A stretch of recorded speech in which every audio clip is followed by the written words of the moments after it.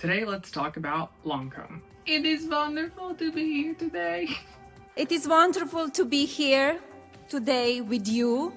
This is not my favorite house. I will be straight up with you. I'm not going to be biased, or I'm going to try not to be biased. I don't really care for many of the products that Lancome makes, whether that be perfume, cosmetics, skincare. I think it's not cheap in price, but cheap in quality, if you ask me. So they came out with a new fragrance called Vie Est Belle Vanille Nude. I think that's how you say it. Vanilla Nude. They are crediting a certain ingredient as solar jasmine, which I'm not quite sure what a solar jasmine is, but they say that it's supposed to give it a vibrant, sparkly opening. The fragrance bottle it's cute actually for Lancome.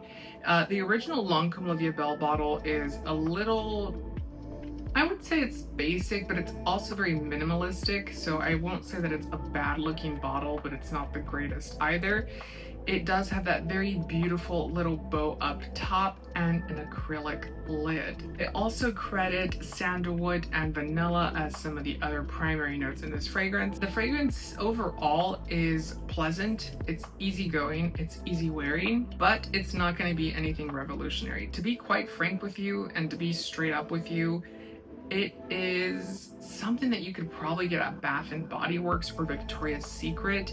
Now what they did, which I find very interesting, is they went for two very distinctive perfumers, and I think what they're trying to do here is give the perfume credibility, and that is going to be Dominique Ripion as well as Anne Filippo, two heavy hitter perfumers. If you're into fragrance, and you know that they are some of the top perfumers out in the industry currently, and they have been for quite some time. This is a fragrance, again, owned by L'Oreal, and L'Oreal does what it does best, which is deliver a marketable fragrance that is going to be a heavy hitter, a people-pleasing fragrance, and they did that just right.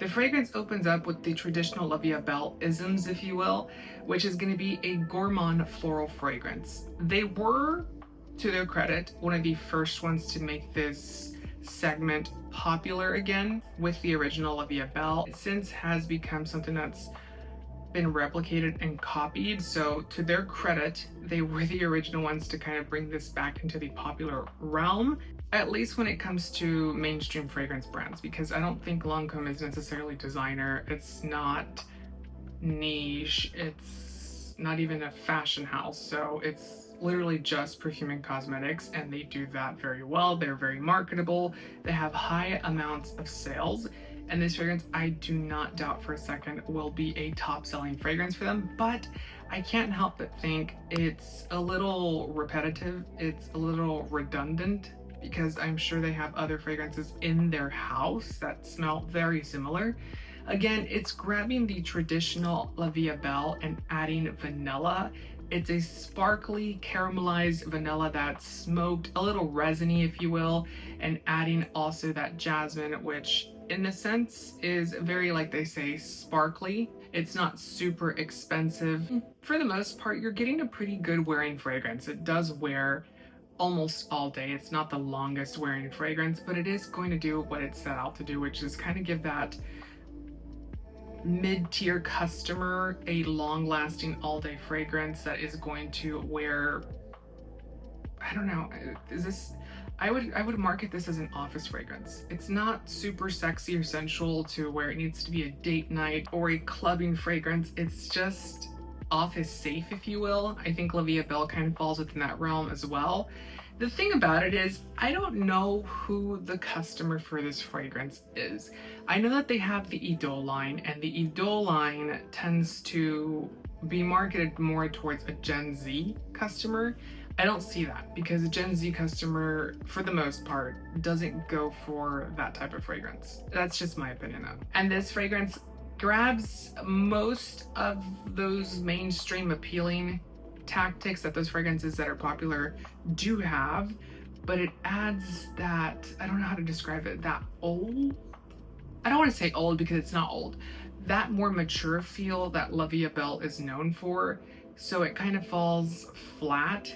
I think that the target audience may be someone within their late to mid 40s, or like late 30s and mid 40s, which is the same target demographic of the original La Vie Est Belle as well. But I think that one kind of tends to lean a little bit older too. But do you get anything impressive or groundbreaking? No.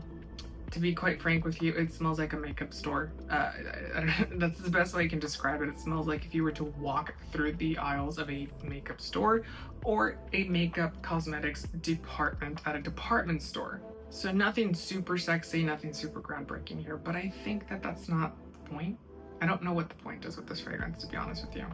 If you know the point, comment it down below, but yeah, I don't know. Let me know your thoughts about this fragrance in the comments. Don't forget to give the video a thumbs up and subscribe for more fragrance related content. Until next time, take care. Bye.